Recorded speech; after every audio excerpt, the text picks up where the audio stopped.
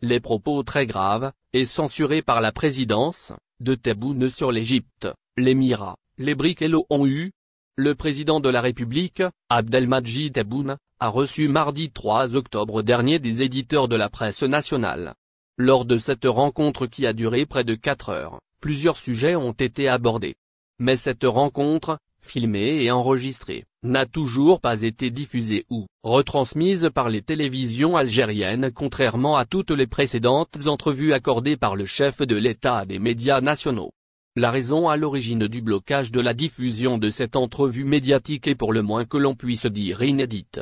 Et pour cause, la présidence de la République essaie de censurer, de supprimer et d'effacer des propos très graves et controversés tenus par Tebboune sur plusieurs pays partenaires de l'Algérie et impliqués dans des dossiers géopolitiques très sensibles. Il s'agit notamment de la France, les Émirats arabes unis, l'Égypte et les puissances des BRICS, a pu confirmer Algérie au cours de ses investigations. Même le rapporteur spécial de l'ONU en visite récemment en Algérie du 16 au 26 septembre dernier n'a pas échappé à la vindicte et au mépris ouvertement assumé d'un président algérien visiblement incapable de contrôler ses nerfs et de peser ses mots lorsqu'il aborde des thématiques hautement sensibles engageant les intérêts suprêmes de l'État algérien. Selon nos investigations, Abdelmadjid Tebboune a utilisé des qualificatifs très injurieux à l'égard de l'Égypte pour dénoncer leur intégration au sein du club des pays BRICS alors que la candidature de l'Algérie avait été rejetée par le club de ces puissances émergentes.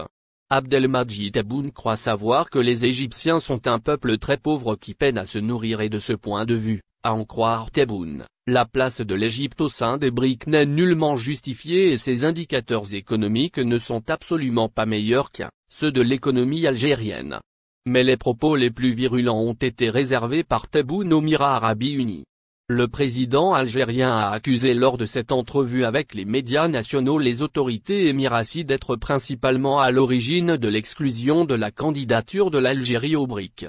Abu Dhabi est considéré, désormais, comme le diable en personne par Abdelmadjid Tebboune qui est allé jusqu'à accuser, devant des journalistes et des patrons de presse médusés, l'Émirat d'inciter le Maroc à lancer une agression militaire contre l'Algérie pour provoquer une guerre qui servira les intérêts d'Israël. S'agissant du rapporteur spécial des Nations Unies sur les droits à la liberté de réunion pacifique et à la liberté d'association, M. Clément Niolette-Zossi, Voul, qui avait effectué une visite officielle en Algérie, du 16 au 26 septembre 2023, Tebboune a estimé que ce responsable onusien a été actionné par des lobbies étrangers pour déstabiliser l'Algérie à cause de l'incarcération du journaliste El Kadi Issaan, l'une des bêtes noires du régime Tebboune. Des accusations gravissimes qui risquent de susciter un mécontentement général au sein du Conseil des droits de l'ONU où l'Algérie a été élue le 11 octobre 2022. En raison de ces multiples dérapages qui peuvent provoquer d'intenses polémiques et discréditer l'État algérien. Les services du palais présidentiel d'El Mouradia hésitent énormément à valider la diffusion de tout le contenu intégral des échanges d'Abdelmadjid Tebboune avec les patrons des médias publics et privés conviés à sa rencontre le 3 octobre dernier.